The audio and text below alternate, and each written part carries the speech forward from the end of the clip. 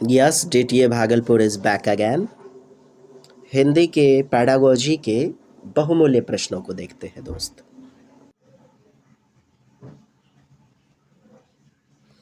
प्रश्न संख्या 1 है, पाठ में दिए गए चित्रों का व्हाट इज पर्पस? क्या होता है जी पर्पस? बताइए, उद्देश्य।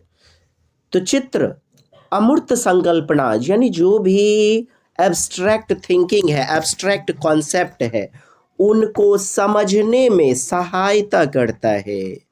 हाँ जी, अमूर्त संकल्पनाएं, रंग बिरंगी तस्वीरें जो होती हैं किताबों में, पाठ्य पुस्तकें में, वह बच्चों के नज़रों से जो ओझल है उसको भी सोचने के लिए प्रोत्साहन देता है ना।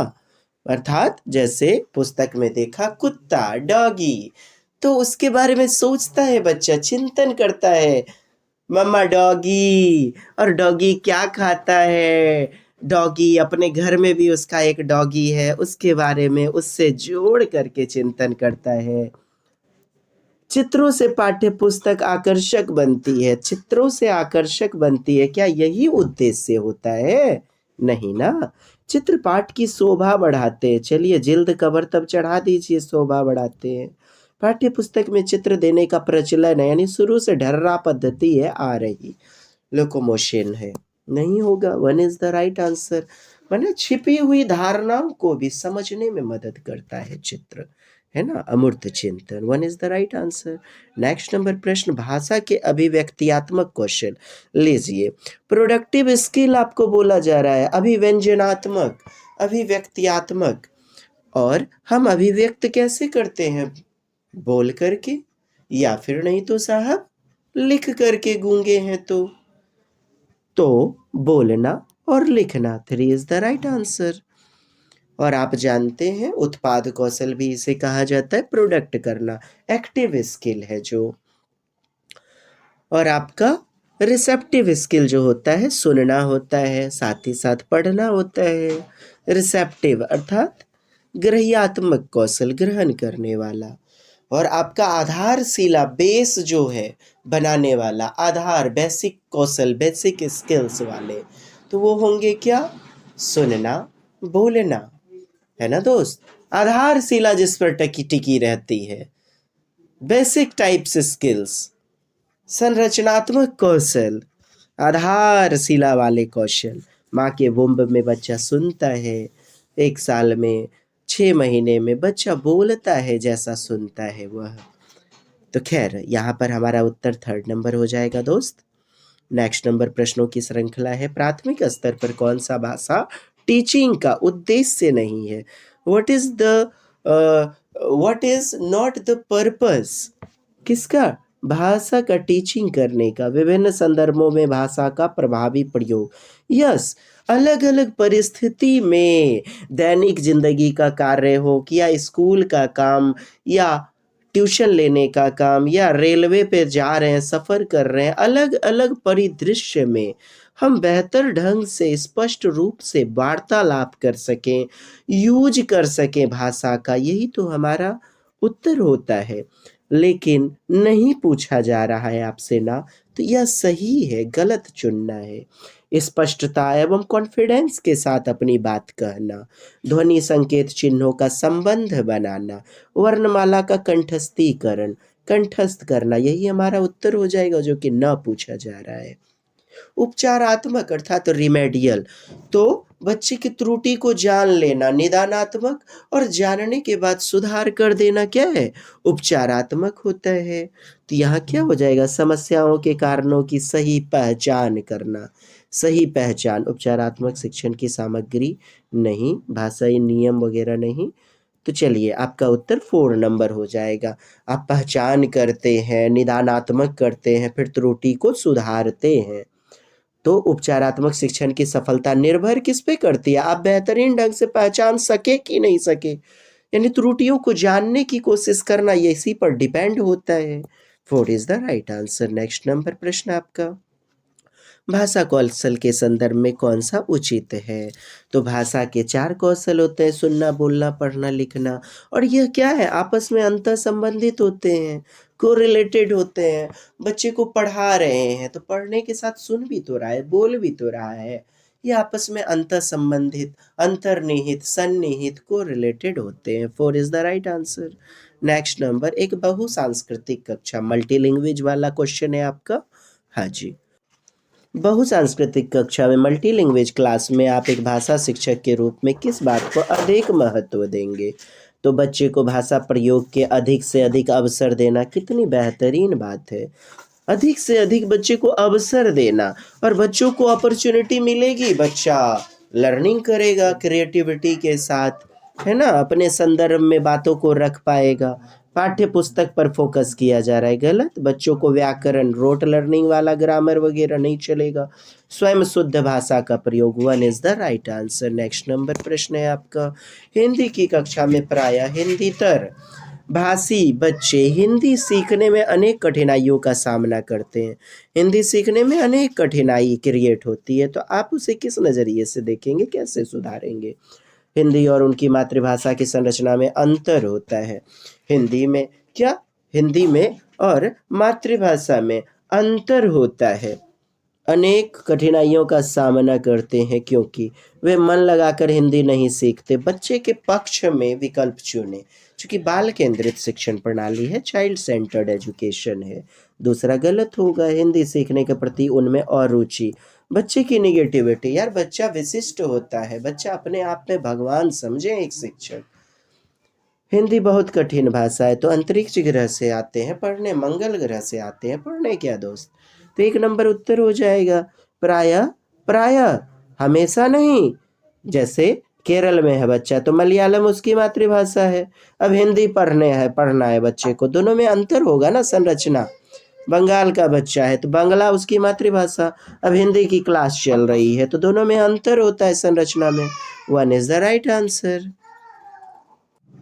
यस, कितना बेहतरीन प्रश्न है। बोलना कौशल में, यानी स्पीकिंग वाला जो स्किल है उसमें महत्वपूर्ण, इम्पोर्टेंट, तो मधुर वाणी सबकी होगी क्या, कोयल जैसी वाणी? संदर्भ के स्थिति के अनुसार, संदर्भ यानी हर सिचुएशन में, हर संदर्भ में बच्चा अपनी बात कह सके, इसीलिए तो बोलना कौशल का शिक्षा दिया जाता है। और बोलना तभी तो सार्थक होगा जब अपनी बात कह पाएगा। स्पष्ट एवं शुद्ध उच्चारण, सारे बच्चे शुद्ध उच्चारण नहीं कर पाएंगे समावेशी कक्षा में, तुतलाहट भी तो होगी बहुत सारे बच्चों में। अलंकारिक भाषा, अलंकारिक भाषा संधि, समास, अलंकार अर्थात विपरीतार्थक शब्द, मुहावरे, दोहे, ये सब क्या होते हैं, 4 चांद लगा देते हैं किसी भी काव्य खंड में। तो यह क्या, अलंकारिक भाषा यानी शुद्ध शुद्ध भाषा का प्रयोग। क्या बच्चे के जीवन में गलती करना अपराध है मेरे दोस्त? 2 is the right answer. Next, एक समावेशी कक्षा, जॉन डीवी महोदय की इंक्लूसिव एजुकेशन, इंक्लूसिव क्लासरूम। तो कक्षा में कौन सा कथन भाषा शिक्षण सिद्धांत प्रतिकूल है, यानी उल्टा है, विपरीत है? बोले तो आपसे क्या पूछा जा रहा है, प्रतिकूल। व्याकरण के नियम सीखने से बच्चे का भाषा विकास शीघ्रता से होता है, यानी कि व्याकरण का नियम सीख लिया तो भाषा का विकास तेजी से होगा। बच्चे परिवेश से प्राप्त भाषा को ग्रहण करते हुए भाषा प्रयोग के नियम बना सकते हैं। हाँ जी, भाषा यानी कि मतलब lead, language acquisition device, Noam Chomsky महोदय का भाषा अर्जन यंत्र क्या होता है, जन्मजात होता है। बच्चे परिवेश से प्राप्त करते हैं भाषा को, बुजुर्गों से सुन करके, दोस्तों से सुन करके, और भाषा प्रयोग के नियम भी बना सकते हैं, है ना, सकते हैं। तो हमारा दूसरा सही है। भाषा परिवेश में रहकर अर्जित, एक्वायर की जाती है, एक्विजिशन, सही बात है। प्रिंट समृद्ध माहौल में, अब प्रिंट एंड रिच एनवायरनमेंट है, इसमें भी बेहतरीन होता है। आपसे प्रतिकूल पूछ रहा है, विपरीत यानी उल्टा, गलत, तो 1 नंबर हमारा गलत हो जाएगा ना दोस्त। व्याकरण के नियम सीखने से बच्चों का भाषा विकास तेजी से होगा, सब में ऐसा नहीं होगा। नेक्स्ट, कहानी सुनने से क्या आती है? कहानी सुनने से, यार राजा रानी की कहानी सुनाइए, सुनते देखा है ना अपने बच्चों को, तो बच्चे में सृजनात्मकता आती है, कल्पनाशीलता, बच्चा कल्पना परखता की दुनिया में डूब जाता है ना, कल्पना शक्ति, वह चिंतन करना, थिंकिंग, हाँ, क्रिएटिविटी, कल्पनाशीलता, क्यों नहीं 1 नंबर बेहतरीन होगा। हाँ नानी, राजा मर गई, तो रानी के फिर क्या? फिर वो चोरवा जो था नानी, वो चोरवा कैसे फिर जो है ना भाग गया था। और उसका तो 2 गो राजकुमार। बच्चे दादी माँ से, नानी माँ से कहानी सुनते हैं, शिक्षक से कहानी सुनते हैं, अपनी प्रतिक्रिया रिप्लाई देते हैं, चिंतन करते हैं, कल्पनाशीलता, क्रिएटिविटी क्यों नहीं होगा 1 नंबर। बच्चे प्रसन्न होते हैं। यह छोटा पक्ष है। बच्चे एकाग्रचित, कॉन्सेंट्रेट, क्या यही हमारा लक्ष्य है? बच्चे अनुशासित नहीं, बच्चों को बंधन में रखना हमेशा अनुचित होगा, है ना? कि बच्चे को अनुशासन में रखना, डिसिप्लिन्ड में रखना। बच्चे को छूट दीजिए, स्वतंत्र वातावरण में सीखने दीजिए ना दोस्त। 1 नंबर उत्तर होगा। नेक्स्ट 11 नंबर प्रश्न, बच्चे के लेखन कौशल लिखना कौशल से है। मूल्यांकन करने के लिए कौन सी विधि बेहतर हो सकती है? तो सुंदर लेखन, लेखन कौशल दिया गया, लिखावट। तो सब बच्चों का लिखावट समावेशी कक्षा में, इंक्लूसिव क्लासरूम में नहीं होगा बढ़िया। अपने अनुभवों को लिखना, यस, अपनी अभिव्यक्ति कर सकना, यानी एक्सप्रेस कर सकना, अपने आप को व्यक्त कर सकना, अपने अनुभवों को लिखना, जो कि रोट लर्निंग नहीं, अभिसारी चिंतन नहीं, अपसारी चिंतन को बढ़ावा देती है, डाइवर्जेंट थिंकिंग को बढ़ावा, खुले एवं मुक्त अंत वाले चिंतन। श्रुतलेख, डिक्टेशन, तो डिक्टेशन वगैरह आपका नहीं चलेगा, सुन करके लिखते हैं हम, जैसे दुर्योधन, सेवा शुश्रूषा, युधिष्ठिर। तो इससे लेखन कौशल कैसे बढ़ेगा भला? लेखन कौशल बढ़ेगा कुछ हद तक, लेकिन 100% आपका तो उत्तर 2 नंबर होगा ना दोस्त। पाठ आधारित प्रश्न के उत्तर लिखना, उत्तर लिखना, कभी भी ऐसे विकल्पों को उत्तर ना बनाए। प्रश्न पूछना अच्छी बात है, उसका उत्तर लिखना तो डिट्टो छाप लीजिए, आंसर बुक ले लीजिए, उससे छाप लीजिए, क्यों होगा 4 नंबर दोस्त उत्तर हमारा। 1 नंबर, 2 नंबर अभिव्यक्ति करना 2 नंबर। चलिए देखिएगा अगला प्रश्न है आपका, एक भाषा शिक्षक के रूप में सबसे बड़ी चुनौती क्या है? आप लैंग्वेज के टीचर हैं, आपके लिए चैलेंजिंग वगैरह क्या होगा? बहुभाषिक कक्षा के शिक्षण के लिए उचित रणनीति तय करना, रणनीति यानी स्ट्रैटेजी बनाना, क्या करना? रणनीति तैयार करना, स्ट्रैटेजी बनाना, अच्छी बात है। एक शिक्षक तभी तो बेहतरीन ढंग से पढ़ा सकता है। हम और आप जब आप शिक्षक बनोगे तो आप स्ट्रैटेजी बनाओगे, रणनीति बनाओगे, हर बच्चों को कैसे पढ़ाएं, कौन सा TLM मटेरियल, शिक्षण अधिगम सहायक सामग्री, टीचिंग लर्निंग मटेरियल का चुनाव करें, है ना दोस्त। बच्चों को भाषा सीखने के महत्व से, इम्पोर्टेंसी से परिचित कराना, अच्छी बात है, लेकिन चुनौती किसमें? बहुभाषिकता में ना मौजूद होती है। अलग अलग बच्चे, अलग अलग मातृभाषा, बच्चों की भाषा को संचार साधनों के प्रभाव से मुक्त रखना, नहीं, संचार साधनों से भी जोड़िए, मल्टीमीडिया, समाचार पत्र, यूट्यूब चैनल, प्रोजेक्टर, मैप वगैरह, तो संचार माध्यम के प्रभाव से मुक्त नहीं रखना है, संलिहित करना है। भाषा संसाधनों का अभाव है, क्या है? भाषा संसाधन का अभाव होगा तो टीचर को चुनौती महसूस होगी। यार यदि अभाव है तो आप उसी तरीके से पढ़ाओ ना बच्चे को, किसी की दोष निकालने से बढ़िया है आप जैसा माहौल है उसी में बच्चे को गुड कर दो जी, पढ़ा करके, तभी तो आप बेहतरीन टीचर होगे, कहलाओगे। 1 नंबर हमारा उत्तर बेहतरीन होगा। नेक्स्ट 13, भाषा शिक्षण में पाठ्य पुस्तक। तो पाठ्य पुस्तक क्या है? एकमात्र संसाधन है, साध्य है कि साधन है, अनावश्यक है। देखिए दोस्त, पाठ्य पुस्तकें क्या है ना, एकमात्र संसाधन, यानी इसको छोड़ के दूसरा कोई रिसोर्स पढ़ाने का है ही नहीं। गलत बात है ना दोस्त, अनावश्यक है। यार किताबें अनावश्यक कैसे हैं? गलत।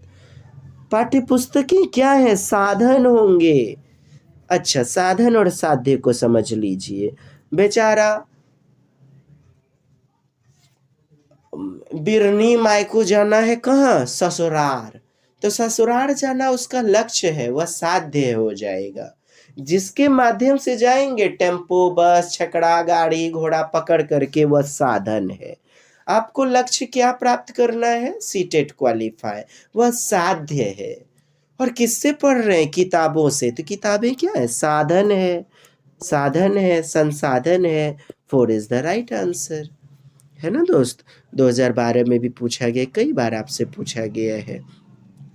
तो यहाँ पर हमारा उत्तर क्या हो जाएगा? Yes, you know very well, 4 is the right answer.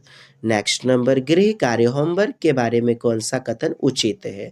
Dutt कार्य भी जिसको बोलते हैं, दत्त कार्य, होमवर्क, गृह कार्य ना, गृह कार्य देना अति आवश्यक है, यानी वेरी वेरी इंपॉर्टेंट है। ये नहीं दीजिए तो काम में नहीं चलेगा। हाँ, क्या ऐसी बातें होंगी? इससे दमदार विकल्प खोजिए ना। गृह कार्य अभिभावकों को व्यस्त रखने का उत्तम साधन, या अभिभावक पर आपका कंट्रोल नहीं होगा। आपके लिए बच्चे यानी बच्चे ही भगवान है, और बच्चों पर ही आपका कंट्रोल है, आधिपत्य है ना। और बाल केंद्रित भी तो ख्याल रखना है, अभिभावक वगैरह का नहीं। बच्चों की क्षमताओं स्तर से अनुसार गृह कार्य दिया जाए, क्षमता के अनुसार होमवर्क दीजिए, उनके स्तर लेवल के अनुसार होमवर्क दीजिए, कितनी बढ़िया बात है। गृह कार्य कक्षा में किए गए कार्य अभ्यास मात्र है, केवल प्रैक्टिस मात्र है, यार सीखने का अंग होना चाहिए। प्राथमिक स्तर पर बच्चों की भाषा शिक्षण के संदर्भ में निम्नलिखित में कौन सा असत्य है? निगेटिव पूछा जा रहा है। सुधार के नाम पर की जाने वाले टिप्पणी व निरर्थक अभ्यास से बच्चों में अरुचि उत्पन्न हो सकती है, यानी निरर्थक अभ्यास जो सार्थक है ही नहीं, सुधार के नाम पर की जाने वाली टिप्पणी, हाँ, टीका टिप्पणी करने से बच्चे में इंटरेस्ट खत्म हो जाएगा। और निरर्थक अभ्यास जिसका मतलब ही नहीं है कुछ, तो अरुचि।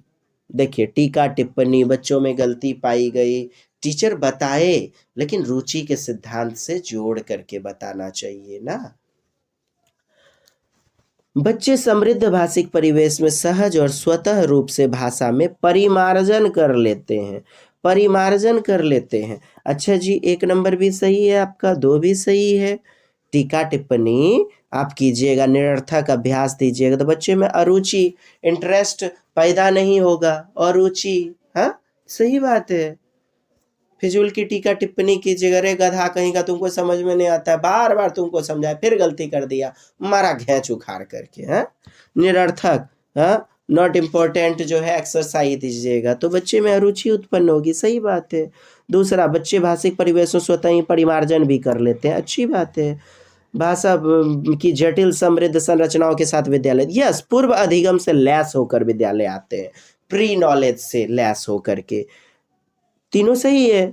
तो निसंदेह असत्य पूछा जा रहा है तो 4 नंबर हमारा उत्तर हो जाएगा, 4 इज द राइट आंसर। वैसे भी क्या लिखा है देखिए, गलत है 4 नंबर। बच्चों की भाषा संकल्पना, भाषा का जो कॉन्सेप्ट है, और विद्यालय में प्रचलित भाषा परिवेश में विरोधाभास है, यानी अलग अलग पाया जाता है। यार विद्यालय में भी तो मातृभाषा में पढ़ाने का नियम है, और भाषा संकल्पना बच्चे की जो घर की है, दोनों में विरोधाभास नहीं, एक जैसा ही हो सकता है, ही भाषा सीखने में सहायक होता है। यानी परिवेश में विरोधाभास ही, विरोधाभास, रुकावट, टकराहट, ये क्या करती है? भाषा सीखने में सहायता उत्पन्न करती है, ना जी ना। बच्चे के भाषा के परिवेश, भाषा के परिवेश, एनरिच एनवायरनमेंट से जोड़ करके पढ़ाया जाए तब बच्चे में सहायक होगा, विरोधाभास नहीं। 4 इज द राइट आंसर, और यही हमारा गलत है। नेक्स्ट, चलिए आज की सभा संपन्न हुई दोस्त। आप भी अपने महल में, मैं भी अपनी झोपड़ी में। तब तक के लिए जय हिंद, जय भारत, वंदे मातरम। प्लीज शेयर करें मित्र, please support us. Thank you.